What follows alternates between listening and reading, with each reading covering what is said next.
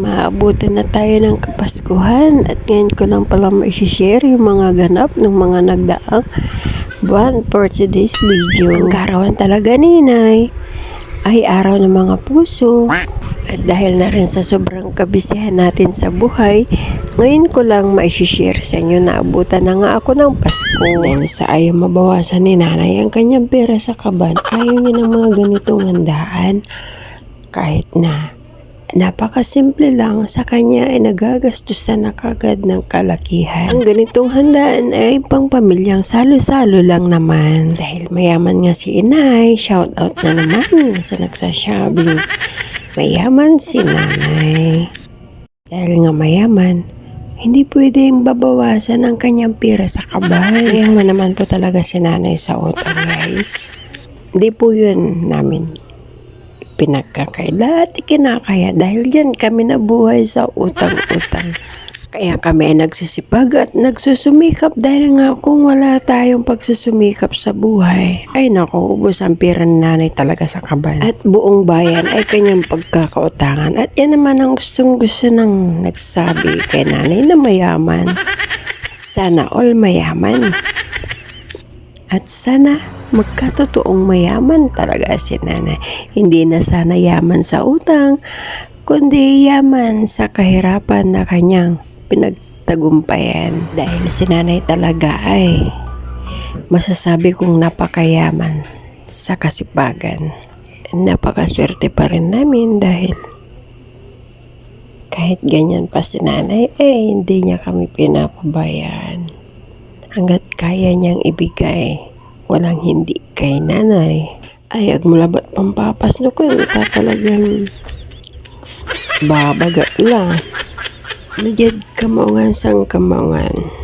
Pero ang mulabat pampapas no ko. Ano apampas no mo, apan labir mo, ay ako limumot ladalay mo. Ang malabatan, sugali ng nanay ko. Pero ang ganon, pasnok ng nanay ko, agto kanini tepultan. Katon agaylay swerte mi at atang mi. No kaya mi laba ya iter namin so pakabawen iter mi. Kami rin ay napasyal ng Manawag. Ito yung simbahan na dinadayo. Bihira ka makapunta dito sa simbahan na to kasi ito ay medyo kalayuan sa bahay. Kaya hanggat maaari, kung pwede, kumpletuhin mo ang bawat pamilyang isasama mo. Kaso, yung mga ibang pamangkin ko at kapatid ay nasa Maynila kaya hindi pa kami kumpleto dito. At balik tayo sa simula. Bagong panganak ako dito kaya dala-dala ako ang aking baby. Pag kami dumadaya dito, itong parte na to sa likod ni Mama Mary, ito ay aakyatin mo mula sa likuran. Iikot ka at pipila. Bukod sa pagsisimba, ito ay napakahalagang binibisita.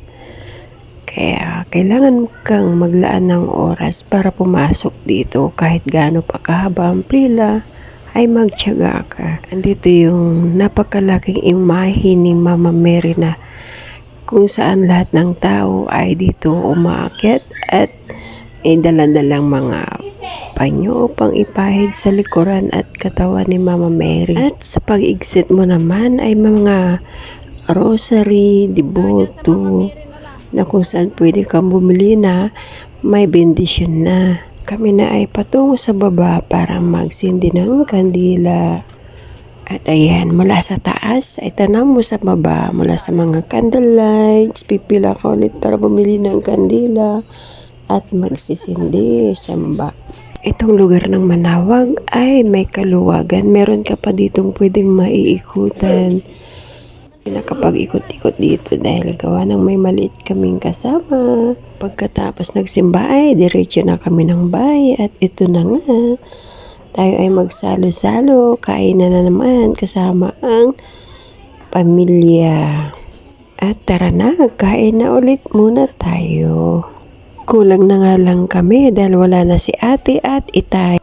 Tara, budol fight muna tayo. Kain na tayong lahat.